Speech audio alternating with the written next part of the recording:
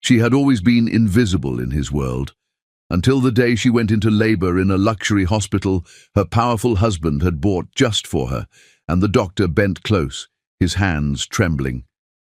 "Don't scream," he whispered, eyes darting to the cameras. "Call 911. Tell them you're being held and that your life and your baby's depends on it." Zoya froze.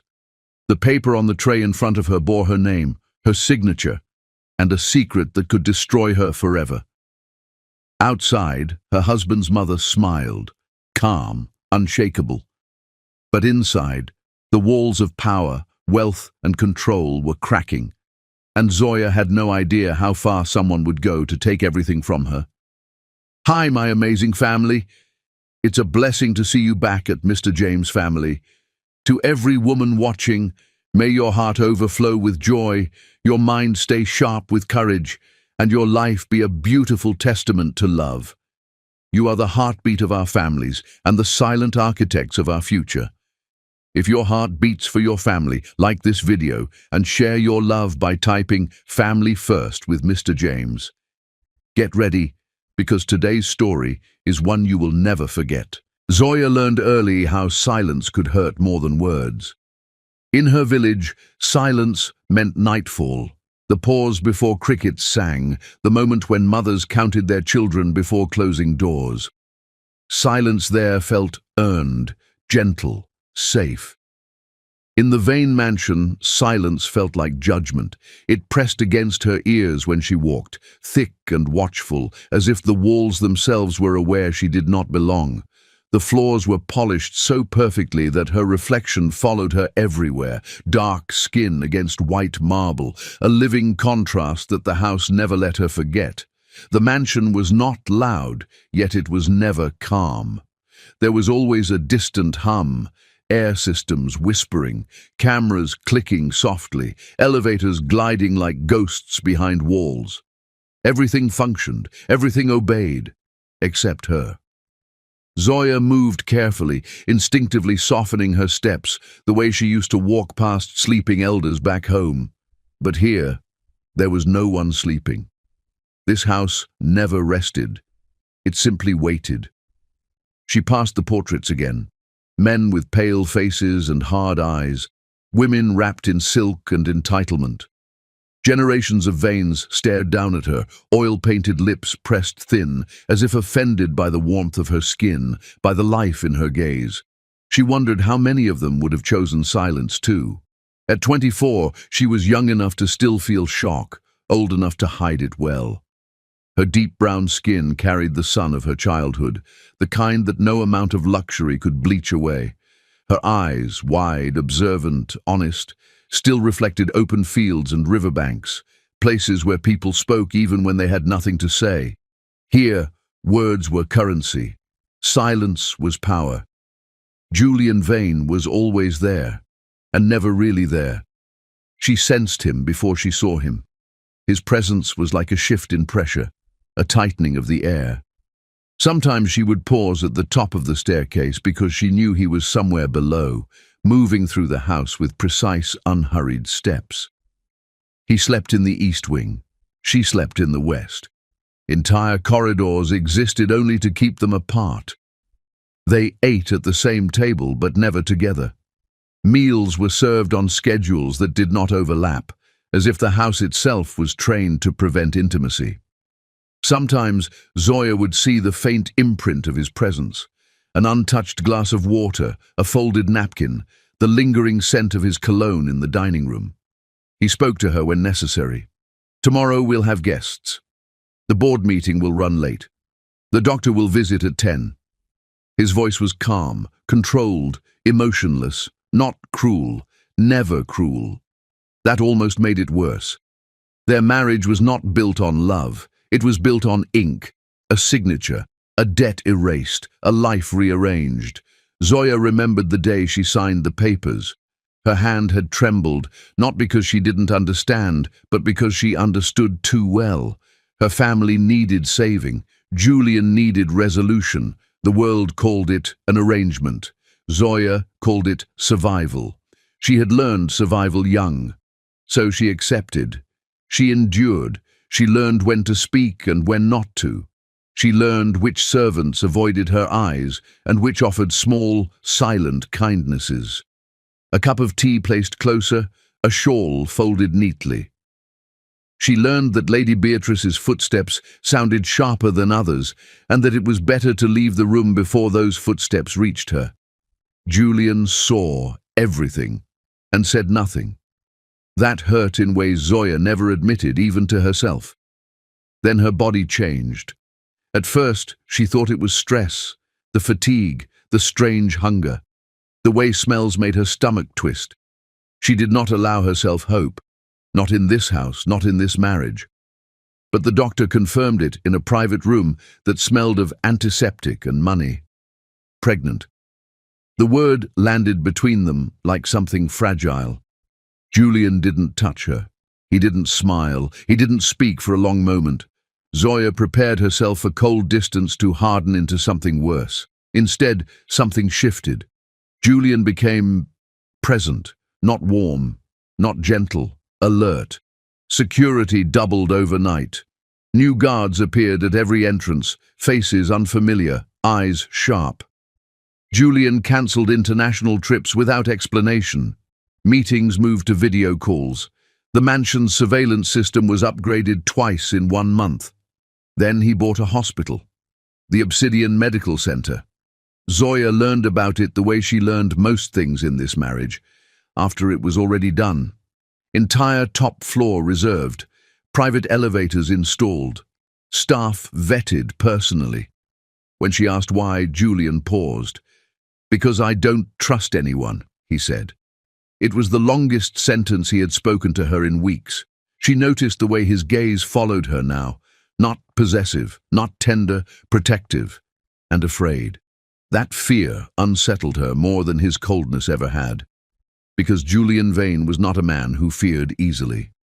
One evening, Zoya stood by the tall windows in the West Wing, watching rain slide down glass thicker than her wrist. Lightning illuminated the grounds, perfectly trimmed hedges, stone paths without cracks, fountains that never ran dry. She placed a hand over her stomach, still flat, still secret in the quiet.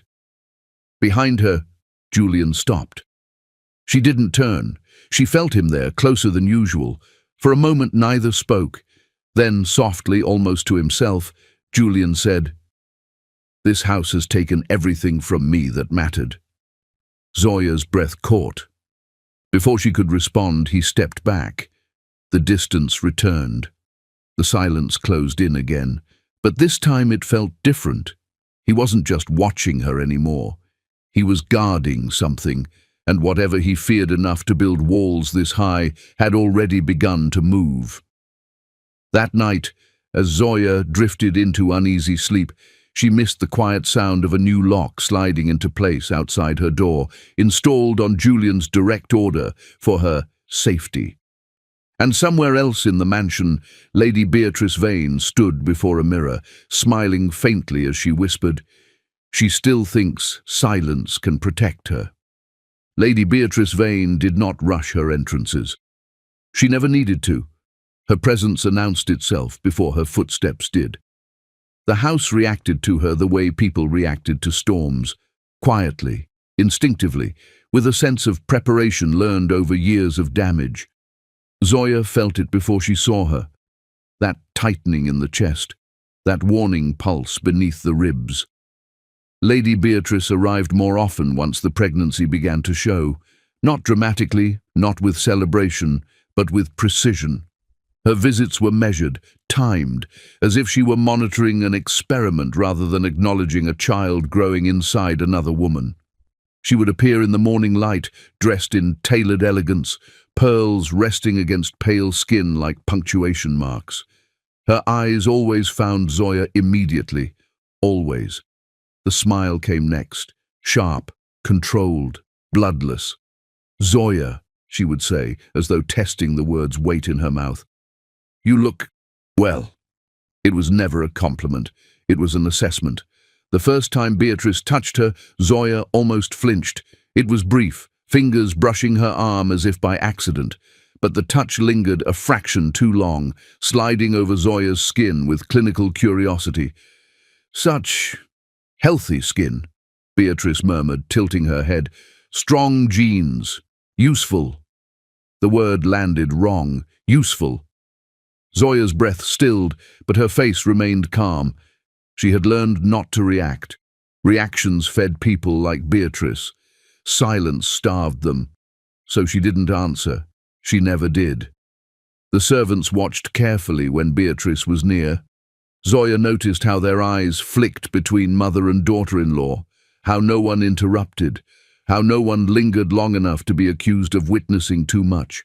Julian was always present during these encounters, standing slightly apart, hands clasped behind his back, expression unreadable.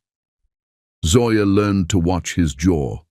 It tightened when his mother spoke about bloodlines. It tightened when she mentioned legacy. It tightened when her gaze lingered too long on Zoya's stomach. But he said nothing, not a word. The silence returned, always silence. It hurt more now because Zoya could feel the child move sometimes, small, private reminders that she was no longer alone in enduring it. She found herself wishing Julian would speak, not for her, but for the child. That he would draw a line, even a thin one. He didn't. Lady Beatrice took this as permission. Her comments grew sharper, more specific. "How extraordinary," she said one afternoon, sipping tea in the sunroom, "that nature can be so unpredictable."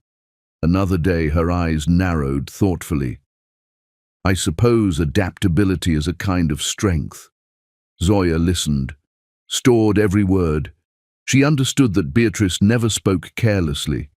Every sentence was designed to travel somewhere, to settle, to poison slowly. Julian heard everything. Zoya knew because his jaw tightened harder now, the muscle pulsing as though fighting restraint. Sometimes his fingers curled, nails pressing into his palm. Still, silence.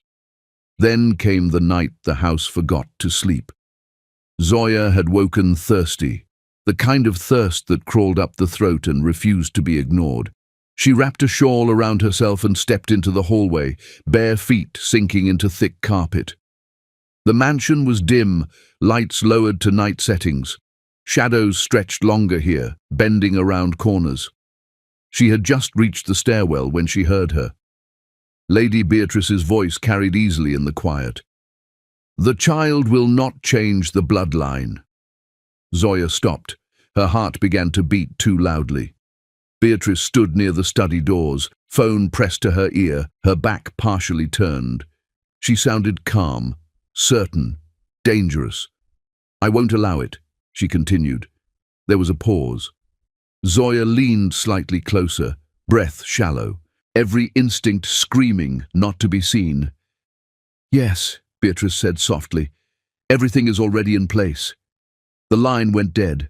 For a moment, Beatrice stood there, staring at nothing. Then she turned. Their eyes met. Zoya felt something cold slide through her chest. Beatrice smiled, not the sharp social smile, something quieter, something private. Zoya returned to her room without being acknowledged. She did not run. She did not rush. Panic would have made noise, and noise was weakness here. She closed her door with care and leaned against it, one hand pressed to her stomach, the other over her mouth to keep from breathing too loudly.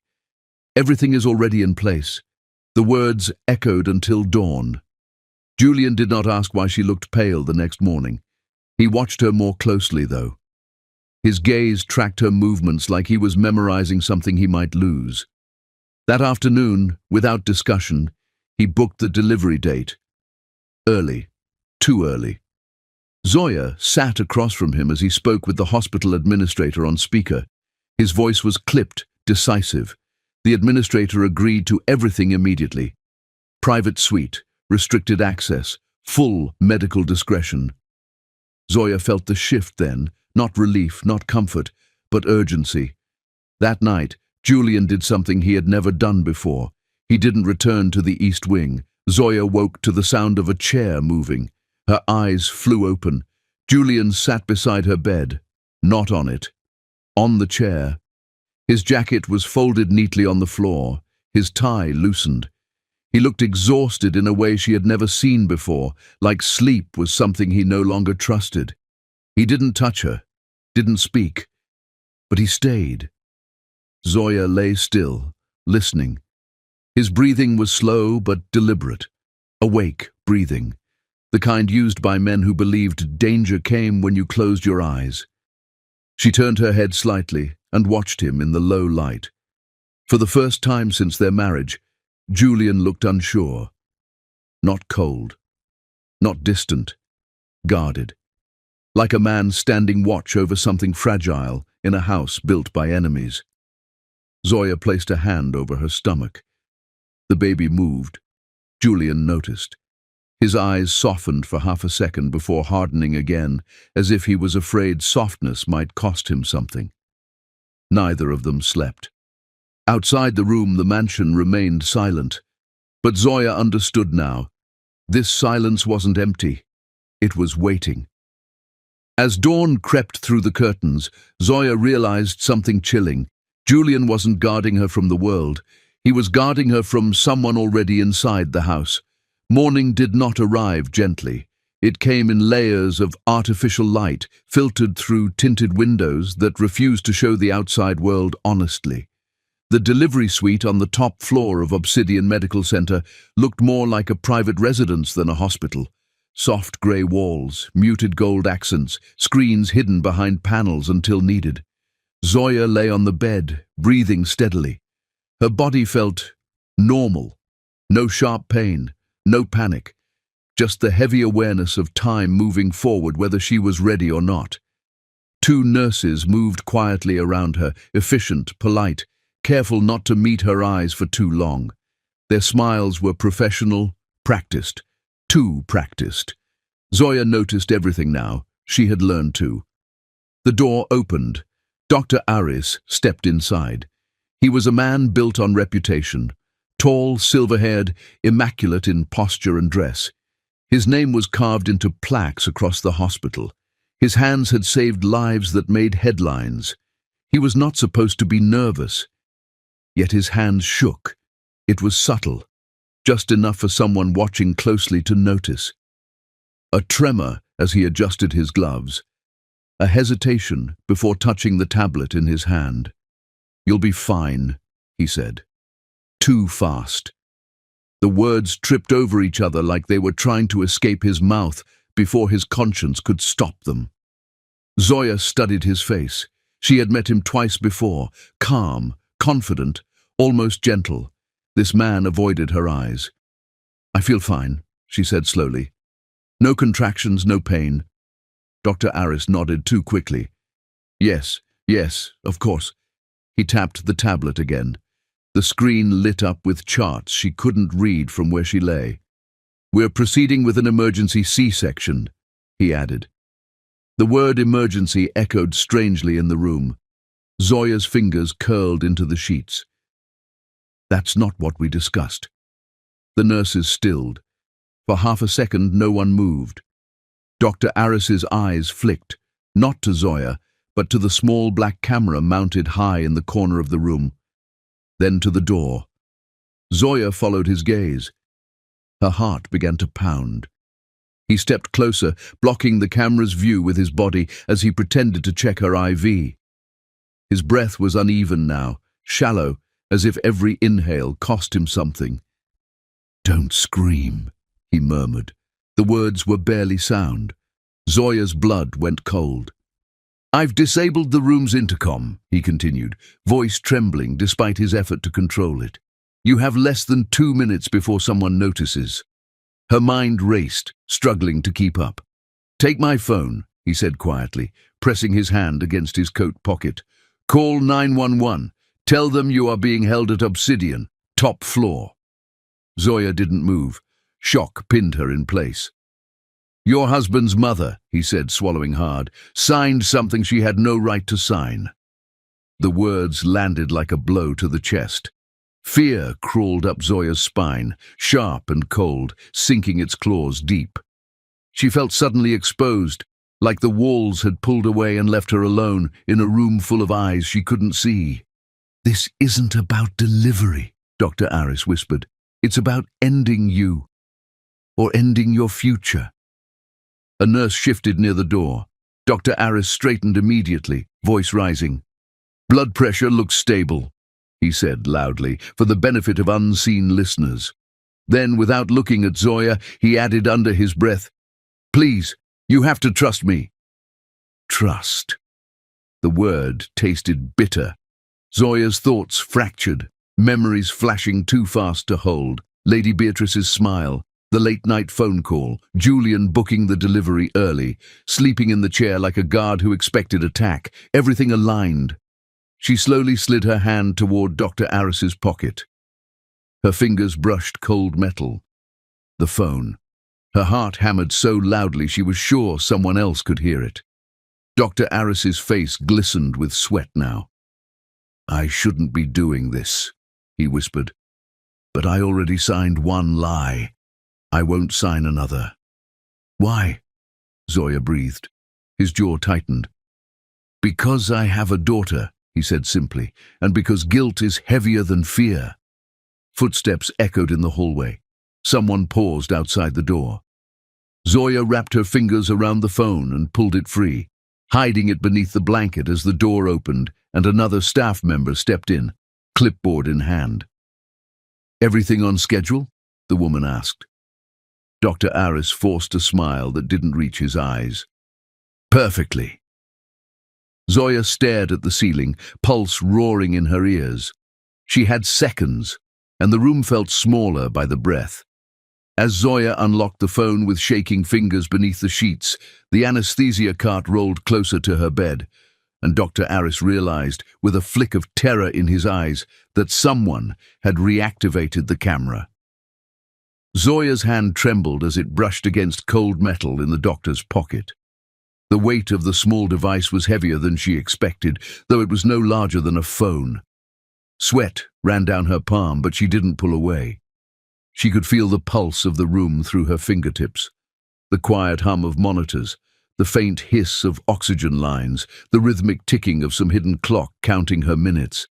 Each sound sharpened her senses, making the air feel thicker, as though it carried a secret meant only for her. She slid her fingers along the pocket, her heart hammering, and pulled the phone free. Her breath caught as she lifted it into view.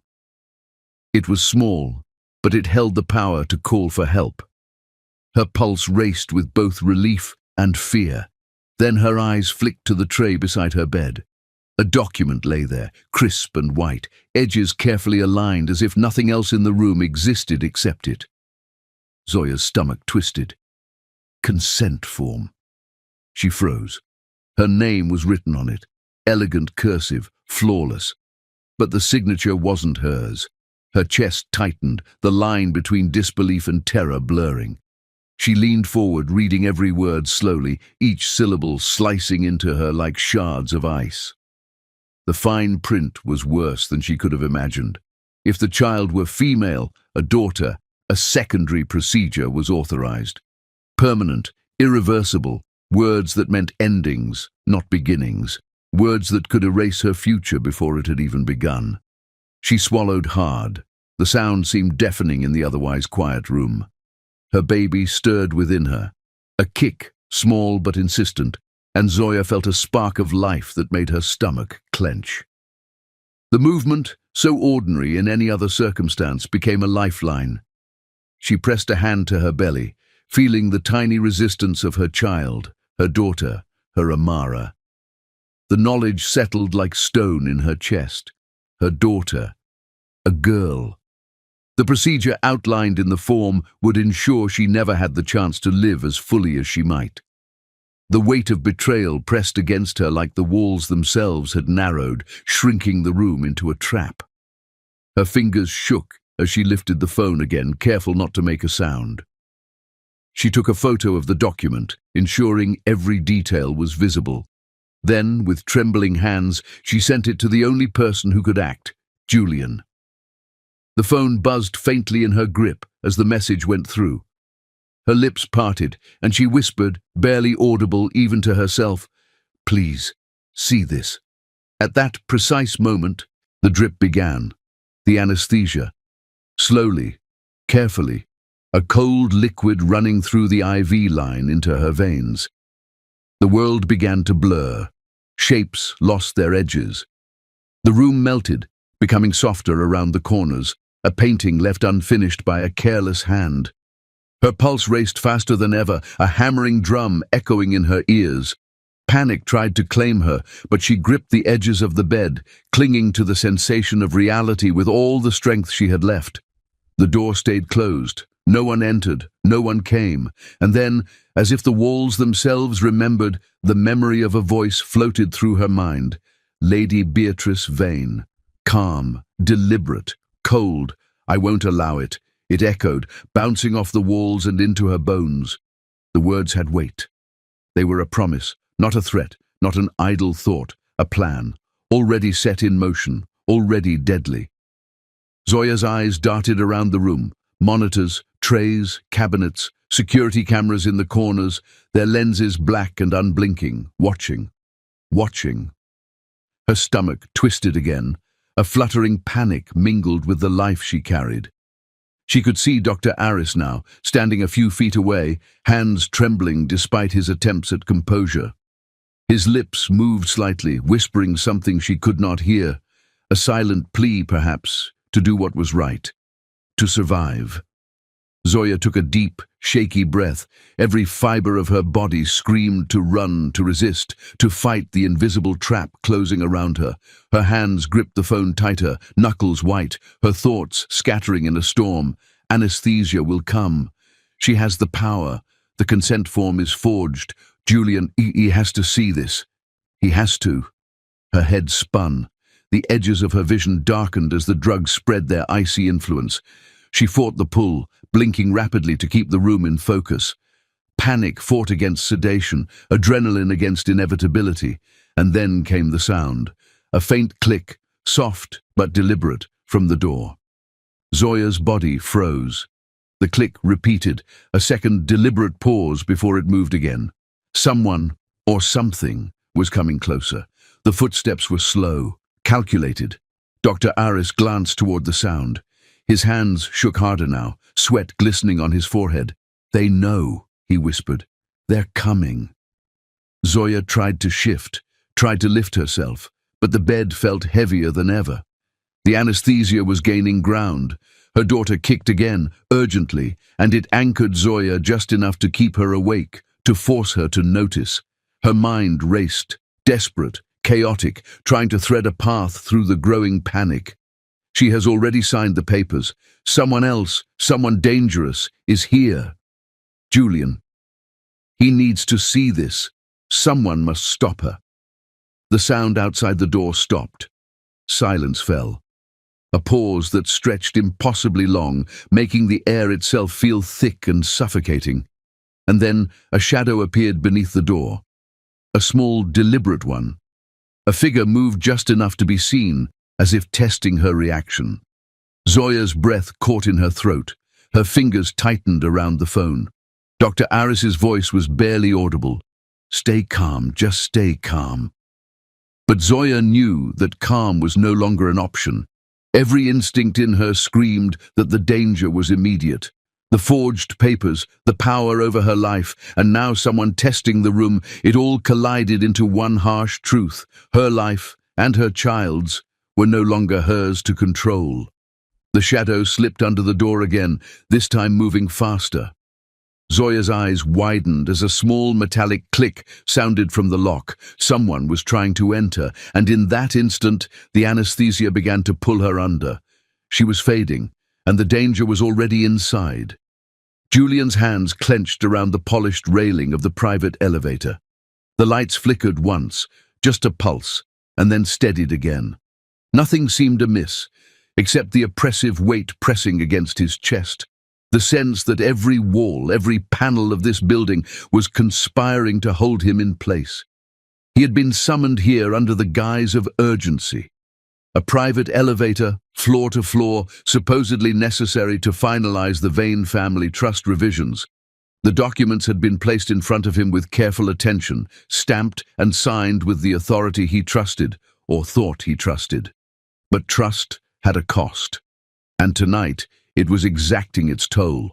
Marcus Hale, his mother's lawyer, smiled faintly from across the elevator, a man of impeccable tailoring and perfectly groomed hair, carrying an aura of smug confidence. Julian had worked with him in the past, considered him reliable until tonight.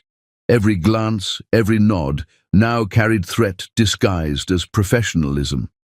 "Julian," Marcus said smoothly, "the board has approved the changes. All signatures are verified. Your mother insisted on speed. It's—" His voice faltered just enough to betray control. "Important for the family legacy." Julian's piercing blue eyes did not leave Marcus. "Legacy," he said slowly, "has nothing to do with honesty, does it?" Marcus did not respond. Julian's phone buzzed. One buzz. He glanced down. One image. The forged consent form. Zoya's name. The signature. Elegant, perfect, but not hers. And beneath it, the words that cut through him like a blade. Secondary procedure authorized. Permanent. Irreversible. Time slowed. Julian did not speak. His jaw tightened. His hands shook, not from fear, but from the realization of what his mother had orchestrated. Every meeting, every subtle instruction she had given in his presence, all lies, every promise of safety for Zoya, every reassurance meaningless unless he acted now. Marcus's smile broadened. "Julian, you should understand. This is business, family business. You know the stakes. Your mother only wants what's best." Julian didn't finish listening. He slammed his hand against the emergency glass. The sound of shattering echoed through the elevator, sharp and final.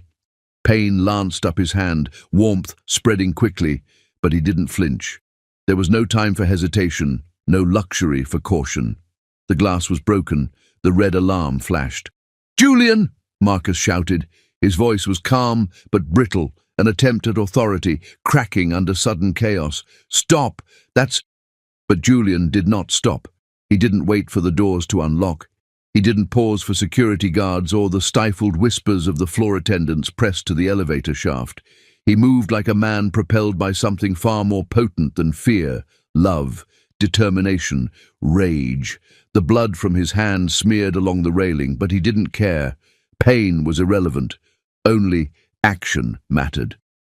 By the time the first security guard realized something was wrong, Julian had already forced the elevator to the next floor, jammed the doors, and sprinted toward the stairwell. The emergency alarm rang, the red light flashing, but it was too late. Julian Vane was moving faster than anyone could predict, faster than any protocol could contain. He didn't think of the cameras, the witnesses, the consequences. Not now. He thought only of Zoya, only of the daughter moving inside her, the life he could not let be taken, the woman who had been invisible in his life for too long, dismissed, overlooked, scorned by a mother he had long feared. Now, she was the only reason he could not be still. The stairwell doors were cold under his hands as he pushed them open, the echo of his bare feet on marble steps ringing like drums in a silent hall. He ran down, floor after floor, past empty hallways, past flickering lights, past a city of rooms that had once been symbols of wealth and control. Now they were cages, and he was breaking free. Marcus Hale's voice followed him, strained but urgent. "Julian, you don't know what you're doing. Stop!" But Julian's ears were deaf to everything but the sound of his own heartbeat. Each beat was a vow, each step a promise he had delayed for far too long. He would not allow another second of control to be taken from him. He would not allow his mother to dictate the fate of his wife or his child. Security attempted to intercept him. Hands reached, but Julian's momentum was unstoppable. He barreled past them, knocking guards aside, not as a billionaire outraged by broken protocol, but as a husband enraged by betrayal. He was unrecognizable to the world. By the time he reached the private vehicle waiting below, adrenaline and fury gave him impossible speed. He didn't wait for doors to unlock fully. He kicked them open, leaped inside, and slammed the accelerator down. The city blurred past, lights and shadows stretching into long streaks. He didn't call anyone yet. He didn't need to. He only had to reach her. He only had to protect her. Through the rush of speed, his mind replayed the image he had seen, the signature that wasn't hers, the document that spelled danger for both mother and child. Rage mingled with fear, determination fused with guilt. He had failed Zoya in silence for too long. Now there would be no silence. The streets flew past in a storm of reflections and neon, but Julian saw only one destination. One goal, one chance to save what mattered. Even in his mind, he could hear her heartbeat, fragile yet persistent. He could hear the faint echo of the kick he had imagined when she had held her belly. The life inside her, his daughter, was counting on him. Julian's hands gripped the wheel like a lifeline, knuckles white, his eyes sharp, burning with a rare, furious clarity. He didn't think of billion-dollar deals or reputation. He didn't think of his mother's wrath or legal ramifications. He thought of Zoya, and he thought of his daughter, and that thought alone made him unstoppable. Inside the Obsidian Medical Center, Zoya's eyes fluttered as the anesthesia deepened, her fingers still clutching the phone. And just as Julian barreled through the city, the stairwell above her floor clicked, soft, deliberate, and heavy. Someone had reached her door, and they were about to enter. The operating room doors flew open. The sound cut through the sterile calm like a blade, sharp and final. Every head turned at once. The rhythm of machines didn't stop, but the room's balance did. Something irrevocable had entered with that noise. Julian stood in the doorway, chest heaving. He didn't look like a man who belonged in this place of controlled movements and practiced calm. His hair was undone, no longer sculpted into the image the world recognized. His suit was stained, blood darkening the cuff of his sleeve, smearing the side of his hand. His eyes were wild, not with confusion, but with a clarity so fierce it bordered on frightening. For a fraction of a second, no one moved. Then Julian's gaze dropped. He saw the papers first. They were spread on a tray, neat and deliberate, like a verdict waiting to be read. He didn't need to touch them.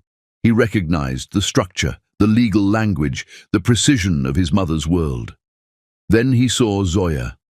Her skin looked paler than it should have, the warmth he loved dulled by the haze pulling her under. Her lashes fluttered, fighting a losing battle. One hand lay slack against the bed, the other barely curled, as if holding on to something invisible. And in that instant, everything aligned. The silence he had mistaken for control. The obedience he had called order. The distance he had justified as protection. He understood. Julian didn't shout. He moved. The guards stepped forward on instinct, hands lifting, voices forming words that never made it out. Julian shoved past them like they were made of smoke. His shoulder clipped one, sent another stumbling back. There was no hesitation, no calculation. He dropped to his knees beside the bed. The floor was cold through the fabric of his trousers, but he didn't register it. He took Zoya's hand, careful despite the urgency, as if afraid she might shatter if he held her too tightly. "I was blind," he whispered. The words scraped out of him, raw and unfamiliar. His voice broke on the second word, the fracture unmistakable. "I thought silence was control." His forehead pressed briefly against the edge of the bed, just for a breath, just long enough for the truth to pass through him completely. Tears fell onto her hand. He didn't wipe them away. He kissed her knuckles, brown, warm, real, like grounding himself in something undeniable. "I will burn this city down," he said quietly, the promise steady even as his breath shook, "before they touch you or our daughter." The word daughter settled into the room with weight. Dr. Aris stepped back, relief crashing into terror so violently it made him dizzy. His hands trembled openly now. He had crossed a line that could not be uncrossed, and yet, for the first time that morning, he did not regret it. Outside, sirens screamed. The sound filtered in through sealed walls, distant but insistent, a reminder that the world beyond this room had noticed the fracture. A nurse cleared her throat, unsure, eyes darting between Julian and the door. "Mr. Vane, the procedure." Julian looked up, not sharply, not angrily, calmly. The kind of calm that comes after something inside has already shattered. "No one touches her," he said. "Not a command. A fact." Another guard stepped forward, braver than the rest. "Sir, hospital protocol." Julian rose slowly to his feet. Blood dripped from his hand onto the pristine floor, bright against white. He didn't seem aware of it. His eyes never left Zoya. "You work in a building I own," he said evenly. "Every camera, every door, every contract." He finally turned, gaze settling on the room like a weight. "And every person in here will decide right now which side of this they're on." The guard hesitated. That was enough. Dr. Aris spoke then, voice unsteady but clear. "The consent is invalid," he said. "Forged. I have proof." Julian nodded once. "Good." Zoya stirred, a faint sound escaping her throat, half breath, half protest. Julian was instantly back at her side, lowering himself again, brushing her hair back with a gentleness that felt almost painful to witness. "I'm here," he said softly, for her alone. "Stay with me." Her lips moved, but no sound came. The anesthesia was still pulling her down. Julian's jaw tightened. He looked up at Dr. Aris. "How long?" "Minutes," Aris said. "Maybe less." Julian exhaled slowly, steadying himself, then leaned closer to Zoya's ear. "Listen to me," he murmured. "I know you're tired. I know it's heavy. But you are not alone. Not now. Not ever again." His thumb brushed over her knuckles, anchoring, present.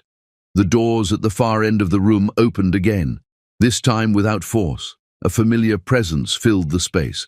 Lady Beatrice Vane did not raise her voice. She never needed to. She stepped inside with measured grace, eyes cool, expression composed, as if she were arriving at a meeting she had scheduled herself. Her gaze went first to Julian's bloody hand, then to Zoya on the bed, then back to Julian. "You're making this very dramatic," she said calmly. Julian stood. The distance between them felt like a fault line. "This ends now," he said. Beatrice smiled faintly. "No," she replied. "It simply changes shape." As Lady Beatrice's eyes shifted toward the tray of papers, the heart monitor beside Zoya's bed changed rhythm. And Dr. Aris turned sharply, fear flooding his face as he said, "Julian, something's wrong." The doors of the operating suite burst open again, this time with a force that sent everyone into immediate alert. Red and blue lights from police vehicles painted the walls, slashing across the white tiles like a warning.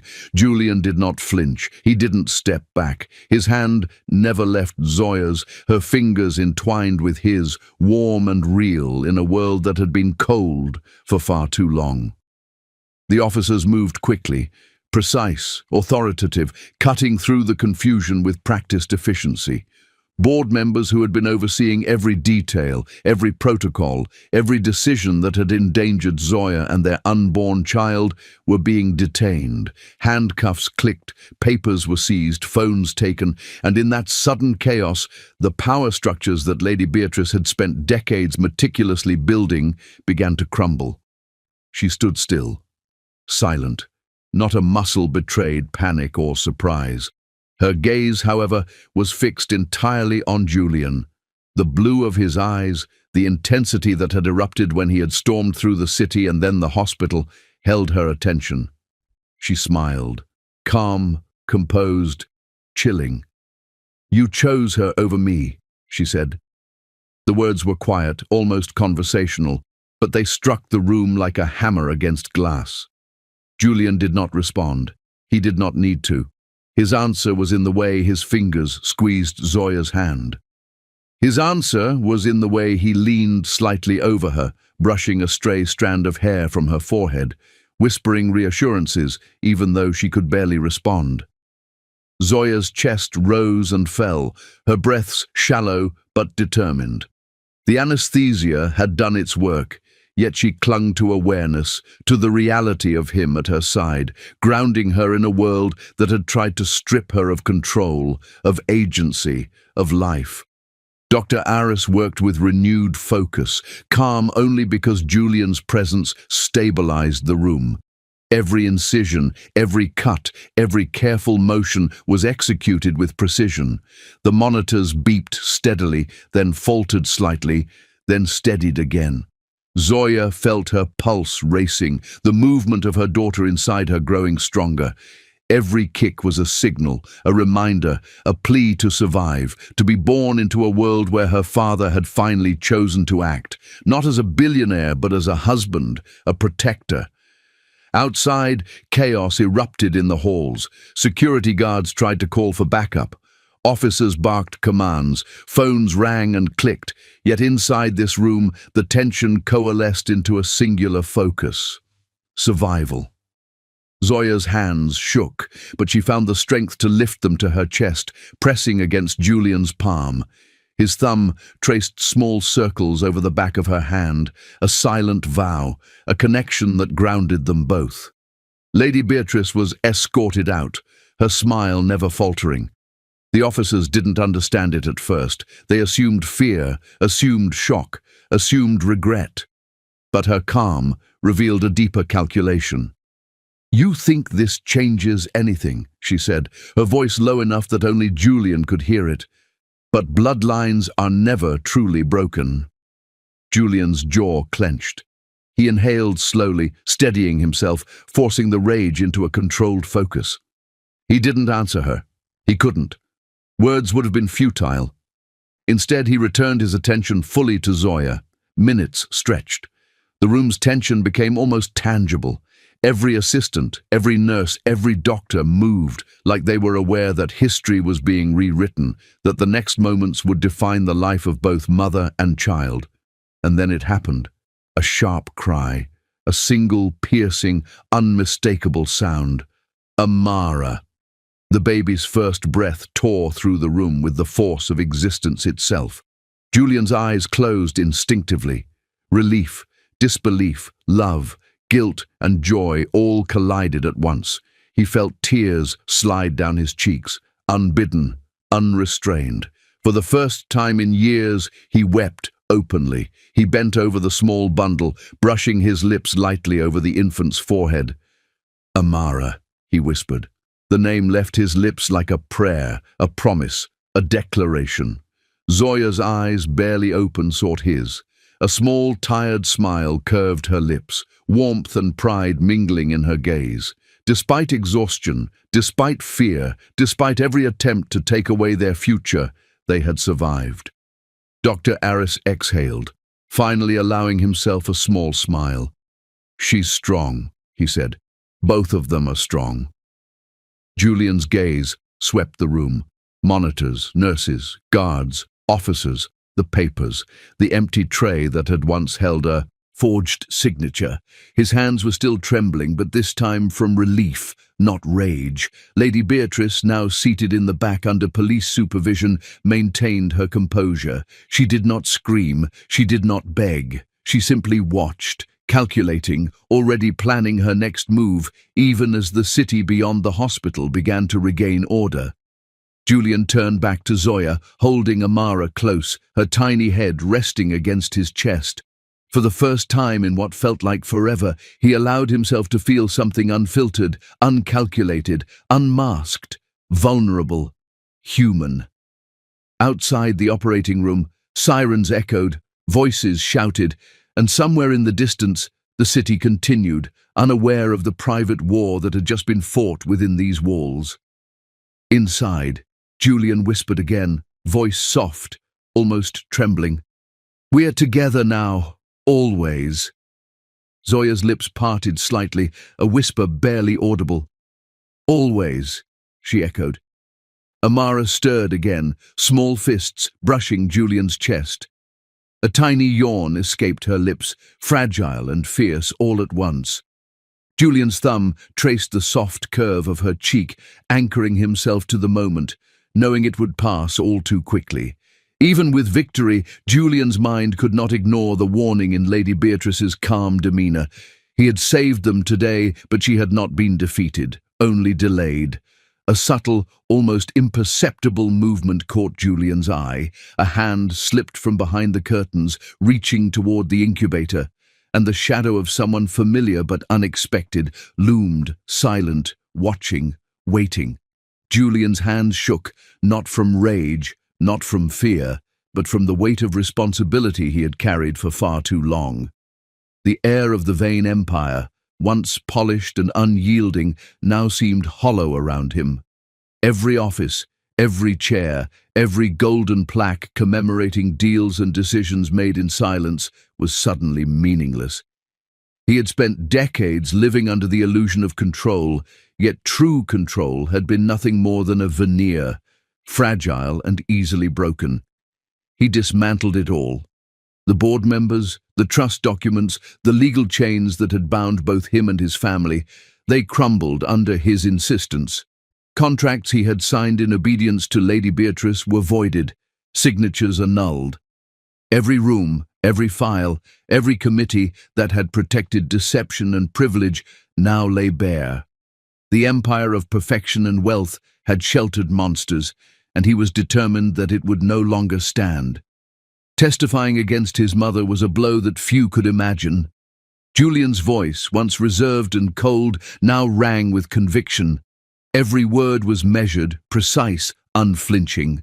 He spoke not just for himself, but for Zoya, for Amara, for the life that should never have been threatened. Lady Beatrice sat in the courtroom, her face calm, almost serene, as if this spectacle had been anticipated all along. But Julian ignored her. He had no need to challenge her smile. What mattered was the truth, and it was heavier than any inherited power. He fired himself from the empire she had built, the empire he had once thought was his by birthright. There was no ceremony, no dramatic farewell. There was only a decision, freedom, responsibility, and a chance to build something real. At home, Zoya's recovery was slow, a delicate unfolding of strength and endurance. Julian never left her side. He learned patience as she learned to trust. He learned to hold a spoon, to guide it without rushing her. He learned to listen, to hear what she said and what she did not say. Apologies became a language he had never mastered before. He spoke without defending himself, without excusing years of silence and coldness. Words fell softly, grounded in understanding, in remorse, in the longing to be worthy of her presence.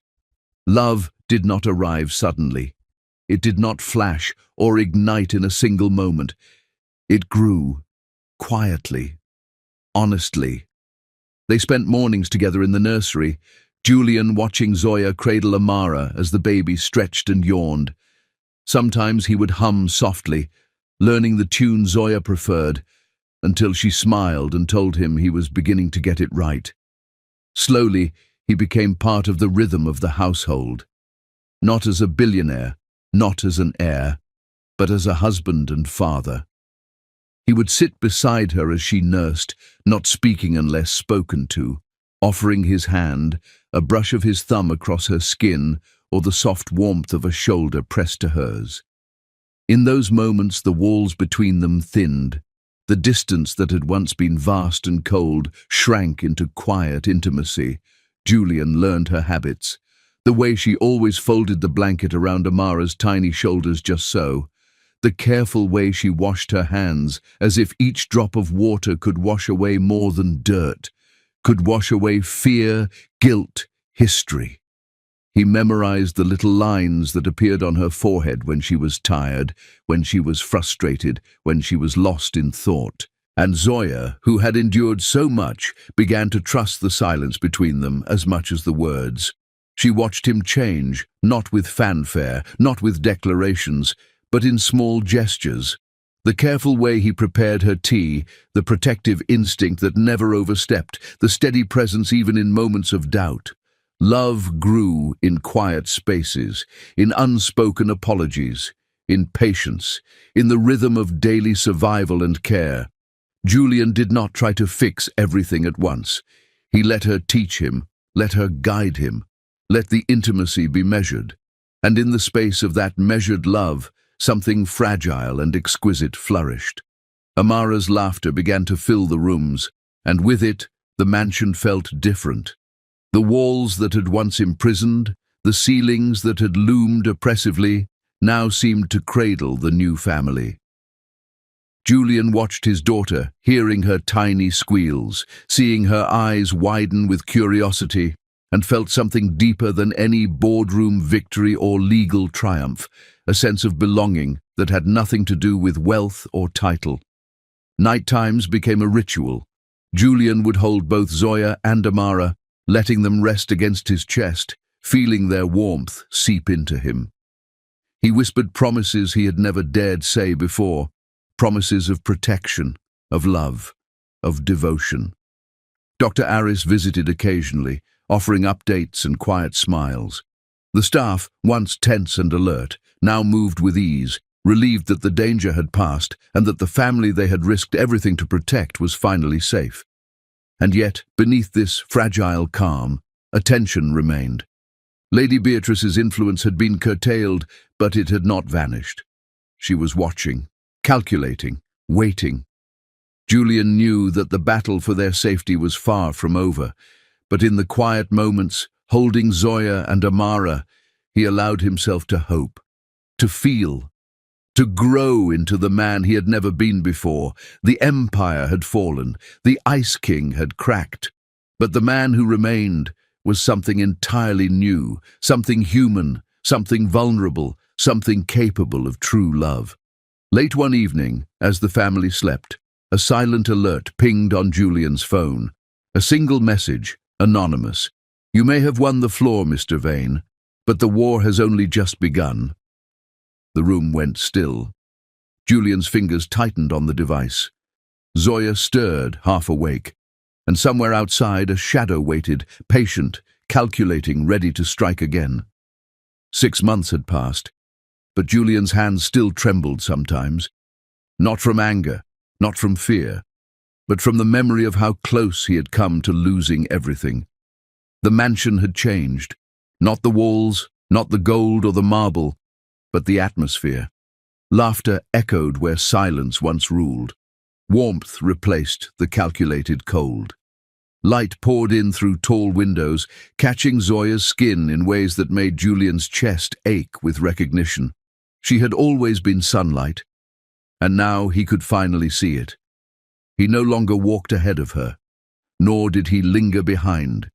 He moved beside her, always mindful of her pace, her breaths, her hesitations. Every morning began with small rituals. Amara wrapped in a soft blanket, Zoya sipping tea with her delicate fingers, Julian quietly observing, learning, adjusting. It wasn't grand gestures that defined their days. It was the small things, the brushing of hair behind an ear, the quiet acknowledgement when words failed. The laughter at Amara's tiny discoveries, her first wobbly steps, the way she reached for Julian's hand as if to anchor herself in a world that had once threatened to topple her.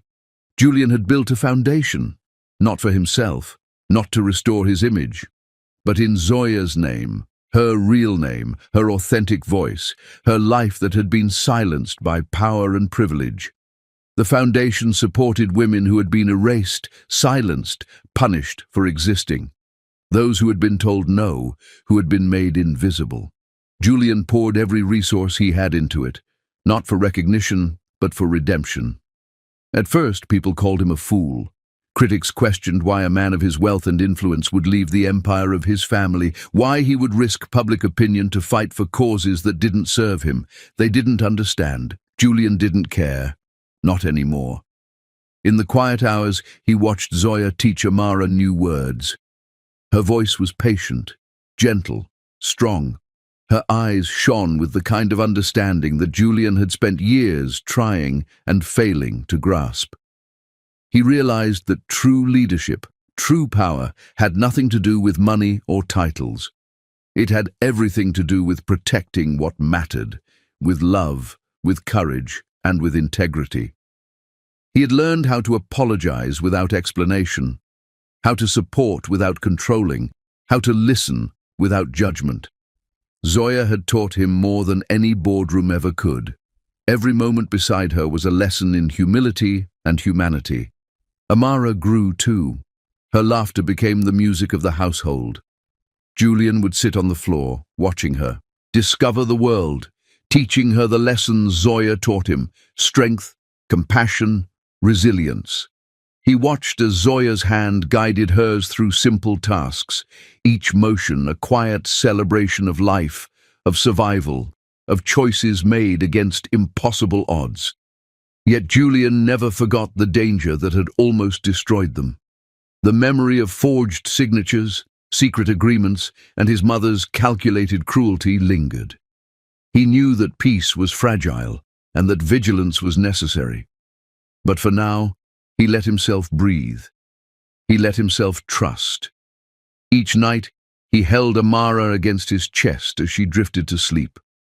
Zoya lay beside them, her head resting on his shoulder, warmth against warmth.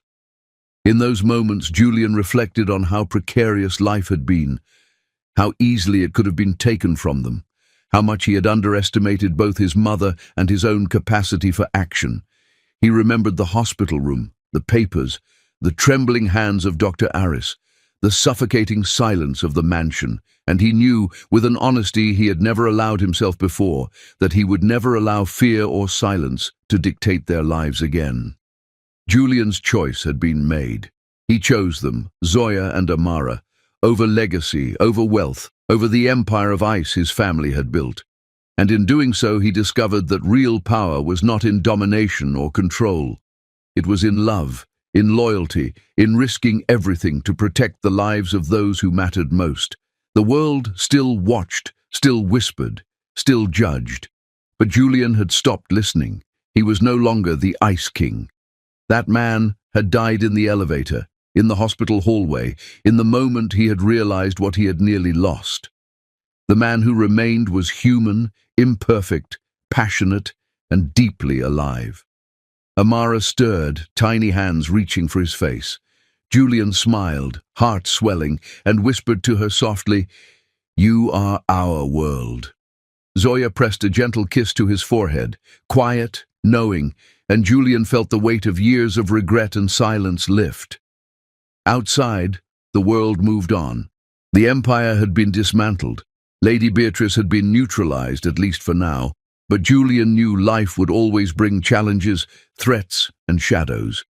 He didn't care, because the choice had been made. And choices, unlike wealth or power, could not be stolen from him. The laughter of his daughter, the warmth of his wife, the knowledge that he had finally acted when it mattered most, these were his victories. And he would defend them fiercely. That night, as the city slept, Julian's phone vibrated softly on the bedside table. A message appeared, unknown sender. "You may think you've chosen, Julian, but some debts are never paid." Julian's grip on the device tightened. Zoya stirred beside him, sensing the tension. And somewhere in the shadows, a new presence waited, patient, calculating, and ready to challenge everything they had built. The garden was quiet, save for the faint rustle of leaves stirred by a lazy wind and the occasional chirp of a bird that had made its home among the hedges. Julian sank onto the grass, not caring that it would stain his expensive trousers. The luxury of the past, the suits, the offices, the empire of cold control was irrelevant here. All that mattered now was the warmth pressed into his chest, the laughter of his daughter, and the woman who had taught him how to truly live. Amara wriggled in his arms, tiny fists punching the air in delight. Her eyes, wide and curious, reflected the sun's glow, a perfect mirror of innocence and life untainted by the shadows that had once haunted their world. Julian laughed, a sound so raw, so free it startled even him. It was a laugh unburdened by duty, expectation, or fear, a laugh that belonged entirely to this moment. Zoya watched quietly from a bench nearby, sunlight highlighting the richness of her skin, the glow of life and endurance that had survived more than most could imagine. Her gaze softened as she followed the movements of Julian and Amara, her lips curving into a gentle, proud smile.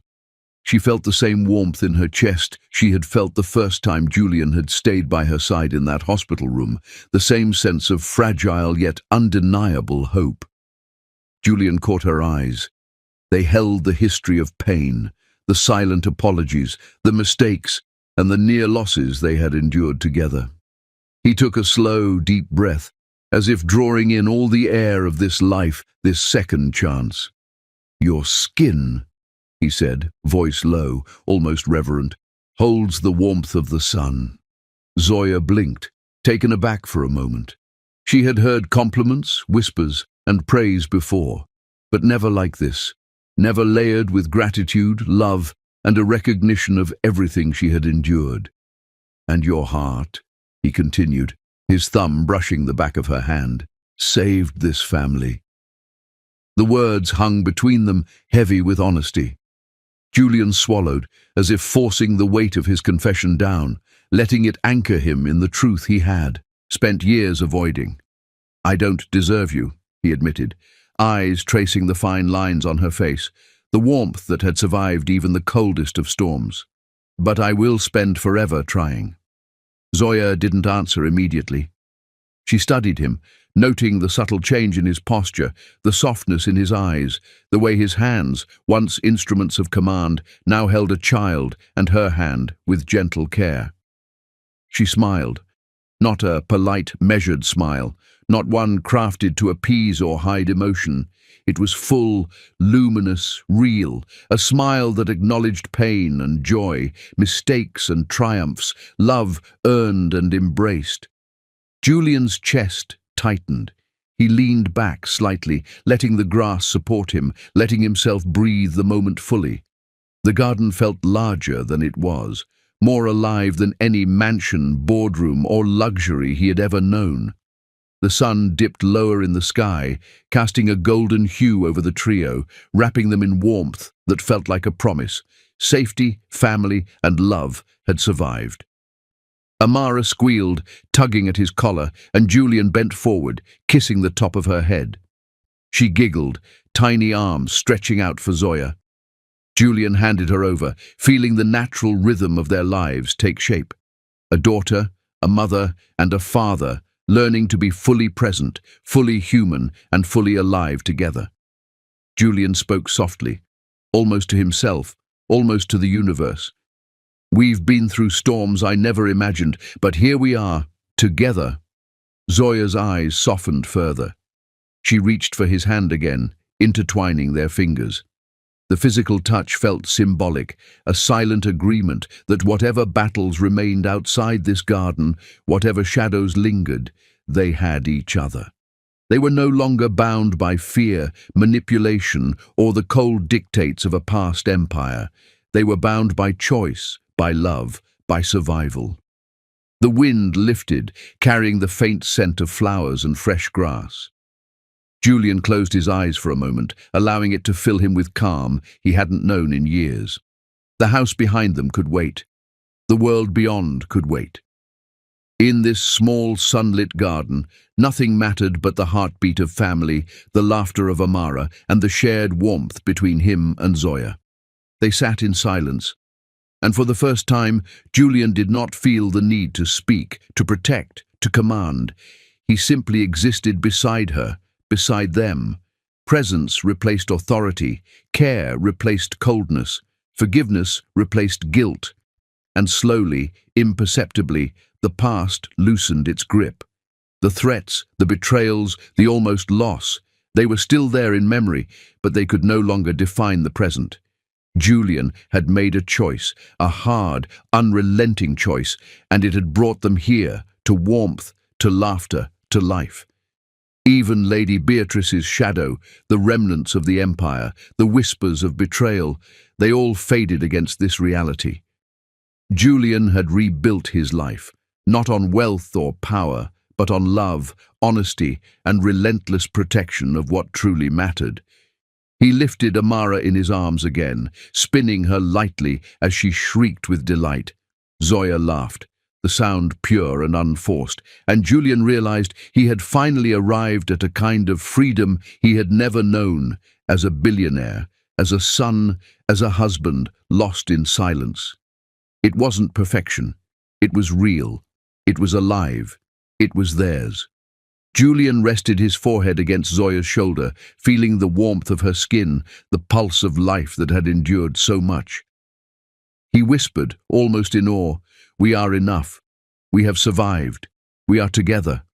Zoya leaned her head against his, closing her eyes. Amara curled into them both, tiny breaths steady, safe, and unthreatened. The silence that stretched across the garden now was not empty. It was full of love, full of survival, full of all the words left unsaid that had found meaning in action, in presence, in enduring care. Julian opened his eyes. He looked at Zoya. He looked at Amara. And he saw not just the lives he had saved, but the life they had built together. He realized that true power was not in empires, contracts, or wealth. It was in holding her hand through fear. It was in keeping promises silently. It was in letting himself change, letting himself be vulnerable, letting love define him entirely. He kissed Zoya's temple. She smiled. Amara giggled. Julian allowed himself to finally exhale. No threats, no shadows, no empire could touch the life they had now. He had chosen warmth. He had chosen family. He had chosen love. And it was more than enough. Even in this peace, Julian felt the faintest trace of unease, the memory of debts unpaid, shadows watching, whispers of the past that never fully vanished. He looked at Zoya and Amara, holding them both, and whispered softly to himself, "No one will take you from me again, but some battles never truly end."